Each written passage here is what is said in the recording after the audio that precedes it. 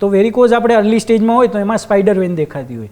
એના પછીનું સ્ટેજ આવે કે જેમાં લીલી નસ દેખાય, કે જે બહાર આવે, ચામડીથી બહાર આવે, અને બહાર આવે પછી જ્યારે તમે પગ ઊંચા કરો ત્યારે પાછી અંદર બી જતી રહે, બરાબર. એટલે આ રીતનું ડાયનામિક જે નસો દેખાતી હોય એ વેરિકોઝ વેનનું પહેલું સ્ટેજ આપણે ગણી શકીએ, કે જે થોડું બોધરસમ કહેવાય. એના પછીનું સ્ટેજ જે ગણાય એ આવે આપણે પગે સોજા આવવા અને પગ ભારે થઈ જવા. તમે કોઈને પૂછો તો એમ કે સાહેબ પગ લટકાઈએ કે લાંબો ટાઈમ આપણે ઊભા રહીએ ને પછી પગ એકદમ ભારે થઈ જઈએ, એટલે આપણે કહેવાય પિંડીમાં દુખાવો થાય કે કાફ પેઇન થાય, જો ક્રેમ્પ કહેવાય એને. એ ટિપિકલ સિમ્પટમ્સ હોય. અને એ ક્યારે થાય તો કે લાંબો ટાઈમ ઊભા રહે ત્યારે થાય. જનરલી ઉઠે ત્યારે સવારમાં ના હોય, સાંજ સુધીમાં પગ ભારે થઈ ગયા હોય અને એમાં તકલીફ થાય. હવે આના પછીનું સ્ટેજ શું આવે? આના પછી તમારે જે આ ઘૂંટી કહેવાય આપણે એ ભાગે ખંજવાળ આવે, અને ખંજવાળ્યા પછી ત્યાં પગ કાળો પડવા માંડે, બરાબર. એને કહેવાય લાઇપોડર્મેટોસ્ક્લેરોસિસ. એ ચામડીમાં તમારું લોહીમાંથી અમુક સબસ્ટન્સ બહાર રિલીઝ થઈ અને ચામડીમાં જામી જાય, અને એના લીધે તમને ત્યાં ખંજવાળ આવે.